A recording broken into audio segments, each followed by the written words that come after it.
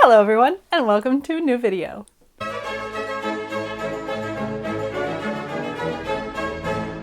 So I have my cup of sunshine to my right and my son to my left. So if you hear a little bit of odd noises throughout the video, it's because he's in his little chair beside me having a blast. Actually, let me just show you. Is that fun? Yup. So let's get started talking about this project. This project has actually been in the works for several years, or at least in the pipeline, not in the works, whatever you want to say. I think I first mentioned that I was going to be making this coat probably around 3 years ago. So I will link the video if you want to see that. In that video, I mentioned I was going to be using I can't remember the name of the pattern, but it was this pattern here. And since then, I've actually discovered another pattern that I'm going to be using instead. So the pattern I've decided to use is McCalls 7478. I couldn't get it in store anymore, but I saw it online on the McCalls website, and it was during their Christmas sales. I was able to get the pattern for about $3 for a digital copy of it. So I've printed it out. Now, this is what I like to do with my printed out patterns. I just have a bunch of manila envelopes that fit all my patterns. And I've started doing this with all the patterns because I can never get them to fit back into the pattern envelope. So this makes it so much easier, and then I can also fit all the patterns that I've created new or altered or whatever into a bigger envelope, and it's all nice and tidy. And I've got the yardage on the back. So anyways, that aside, this is the pattern I'm going to be using. I am going to be making some slight alterations. This pattern is circa 1956, and the coat I'm going to be making is from a 1940s fashion plate. So there are a couple changes that I'm going to be making to the pattern, but for the most part, I am just going to be using this pattern to create my coat. And the fabric I'm going to be using is this beautiful fabric right here. It is, I have no idea actually the fabric content, but it is black and gray, kind of woven with the pink checks in it. I will show you a close-up right here. So yeah, I love this fabric. I bought it, I would say probably around 10, 11 years ago. Yeah, so this fabric has been in my stash for a while. I only have 5.5 meters of it. So I am going to be having to change the layout or change maybe how wide the bottom of the coat is, just because for the added capelet, I don't know if I have enough fabric, because this pattern without the cape calls for 5.5 meters. So yeah, hopefully I will have enough. Oh my, you okay? So hopefully I have enough, or else I will just be having to do some thrifty cutting or just slightly narrowing the skirt. Because this is a 1950s coat, the skirt on this is quite voluminous. This pattern does also call for an interlining. Now, I ideally would have loved to use a thin slate for my interlining, just because it adds a bit more of a thermal aspect to this coat, and being in Canada, that is great.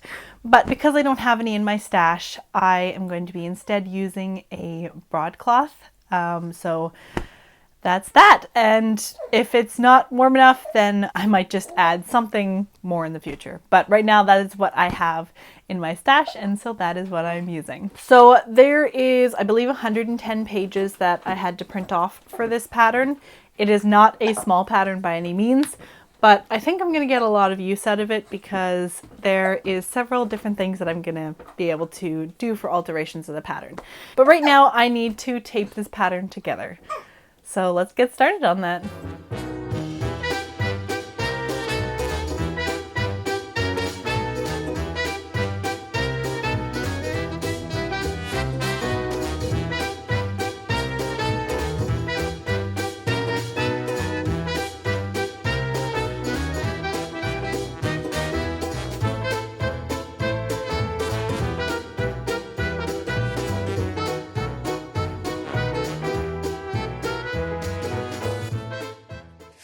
Okay, so this is the coat pattern that I'm making. As you can see, it is a double-breasted coat with the cape, and while it's fairly similar to the pattern, there are some changes. So this one is a single-breasted coat. It has the pockets built in, and it has the shawl collar or the regular collar, and this one has a little standing pointed collar. So first things first, I'm going to be creating the double-breasted portion of the coat, and then drafting the collar and drafting the little capelet, and then we'll go from there. I'm going to be using this book to draft my collar, and they also have a double-breasted coat in here, which is this one right here. So I'm going to be using that for reference as I change the shape on my pattern. If you want to get into flat patterning, I definitely recommend this book. It's really good. I think there's a new edition that came out, but this one's really good. And it is metric for those of us who are not in the US.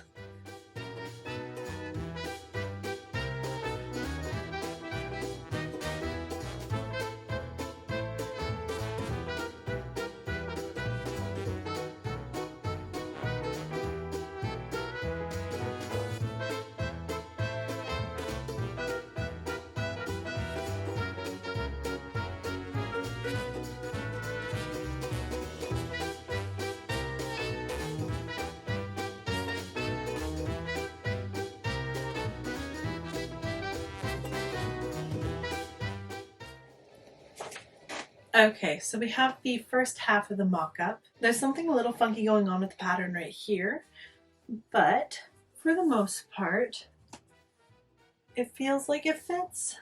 I feel like I could take a little bit more room out, but at the same time, I don't want to take too much out because then it might be too tight to fit over clothes. So I did add an inch to the pattern. I think I might just have to change the arm area a little bit, but we'll see, because that'll obviously change once I add the sleeve. But it's not bad. Now for the bust. The bust point on this is a bit higher than mine, and I'm going to say that's probably because the mannequin has not had 3 kids, so I'm going to have to make a change to that.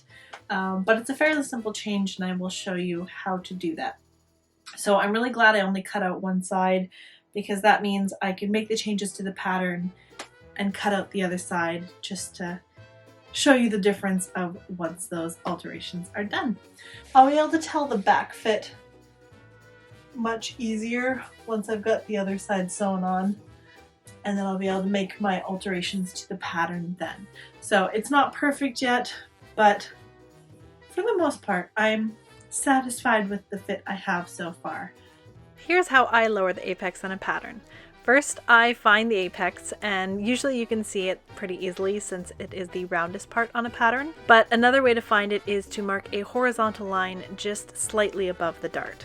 Next, I look for the balance marks and draw 2 horizontal lines just on the outer edge of those marks. I like to keep the balance lines together as it makes it easier later on in the process. Then I draw a vertical line going through the dart if there is one, and if there isn't one, I just draw a line 2 to 3 inches away from the edge of the pattern. Next, I cut along these 3 lines and move the cut section down to the placement that I need. I'm also making sure that the vertical line is straight before I tape everything down, and once it's taped down, then I add extra pattern paper to the missing section. And then I true up the pattern and cut off the excess. Now I think the max I've lowered the apex before is 2 inches, so I don't know how well this technique works beyond that, but if you try it for yourself, let me know in the comments. Since this also needs to match the pattern piece on the other side, I repeat the same steps to make sure everything lines up.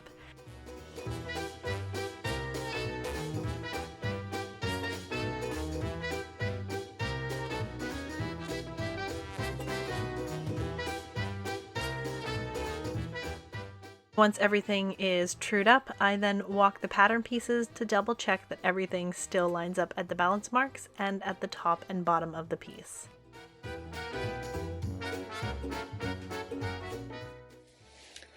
Alright, so here is my finished mock-up for the base of the coat. This is the unaltered side, and this is the side with the lowered apex.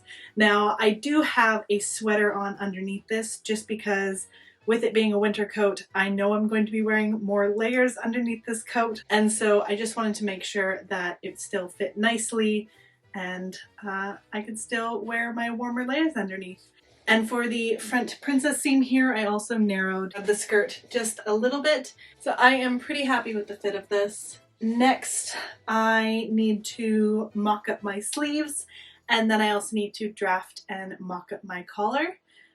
And then just transfer all this stuff over to my pattern and almost ready to create the actual coat. The pattern for the coat comes with a one-piece sleeve, but after reading reviews and double-checking the measurements myself, I decided to just go with a two-piece sleeve that I already had in my size. And this was just to save myself the headache of trying to do a full bicep adjustment to the original sleeve pattern, because it does run very tight.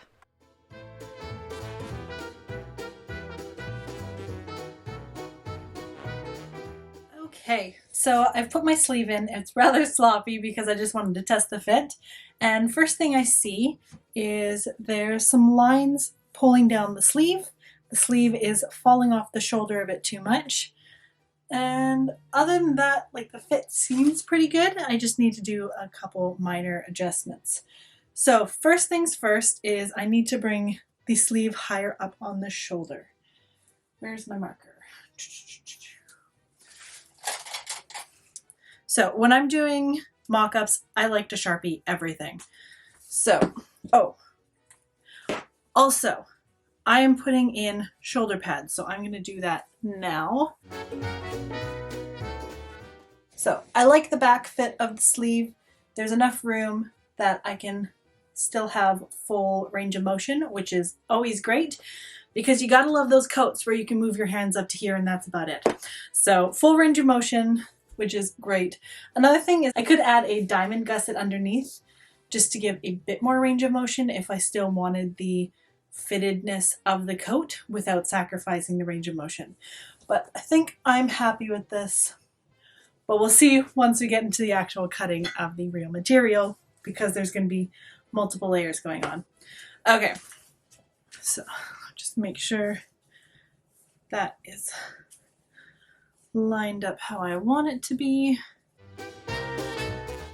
There we go. So that is how it'll be sitting.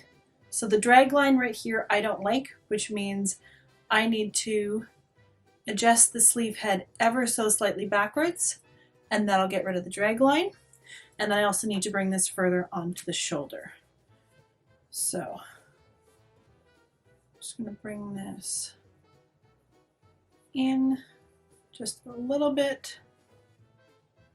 I like that line there. And then this just has to go a little bit higher.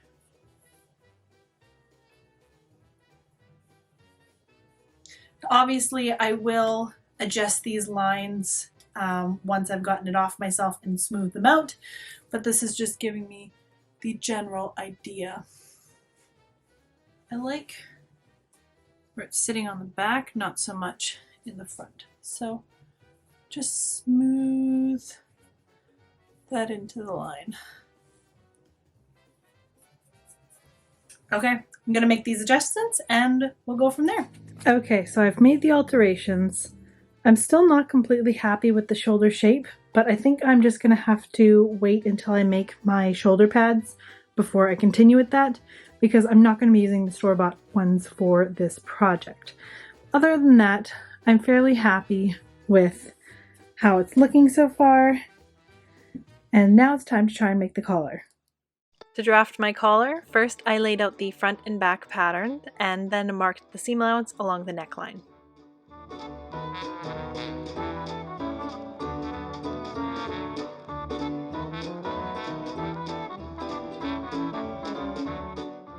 Holding my measuring tape vertically, I measured the neckline from the center back to the center front of my pattern, and then I also measured the length to the shoulder seam for the front and back.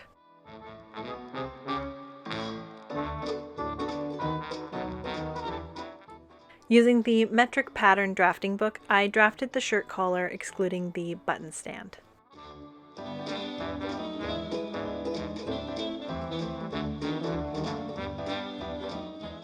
And once I finished drawing it out, I traced off the pattern.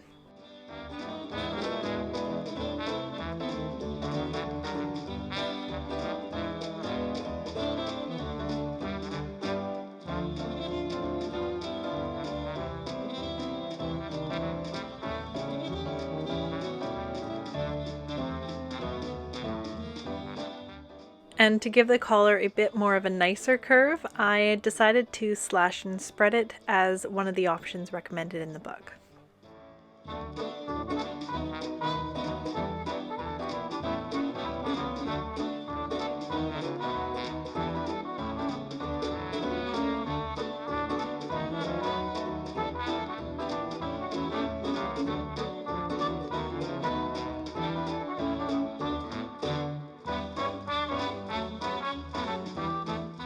I'm very happy with how the collar came out. I sewed one side slightly shorter than the other side to see which one I liked better.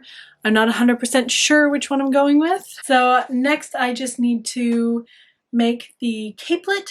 Oh, another thing is I need to decide whether or not I'm putting cuffs on here.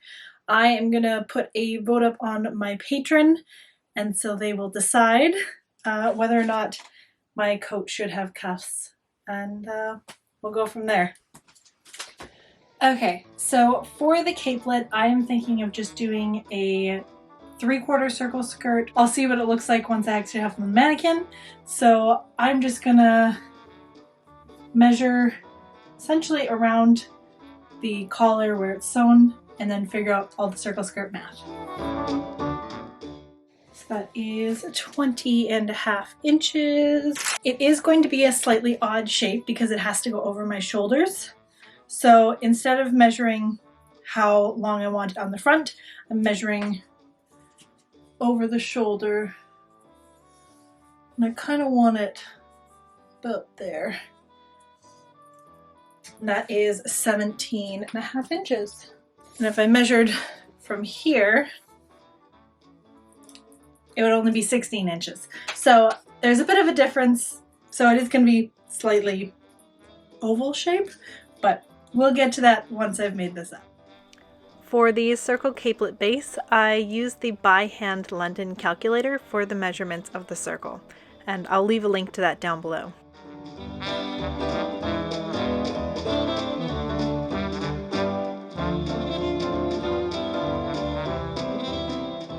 For the fabric mock-up, I cut the pattern on the fold so I was only working with half a circle, and then I just played around with it until I liked the way the fabric laid.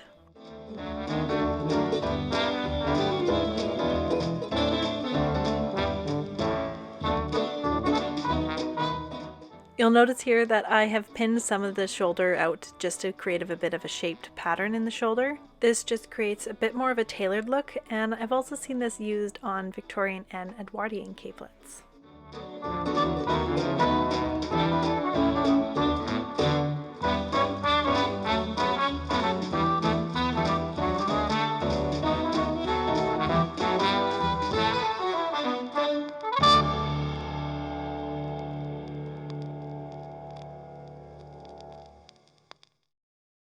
Okay, I am really happy with how this mock-up has come out. So I did shorten the capelet a little bit. I think it's now at 14 inches instead of 17, just because I found that it was a bit too long and it didn't quite have the same effect that the fashion plate did. I'm hoping this doesn't look too odd since it is slightly above the bust line, but we shall see. I am still also debating the stand length. I think I might even shorten it just a little bit more. I don't know if you can actually see it on here, but I've also pinned on a pocket just for like some pocket placement ideas. I really like the idea of putting in a welt pocket.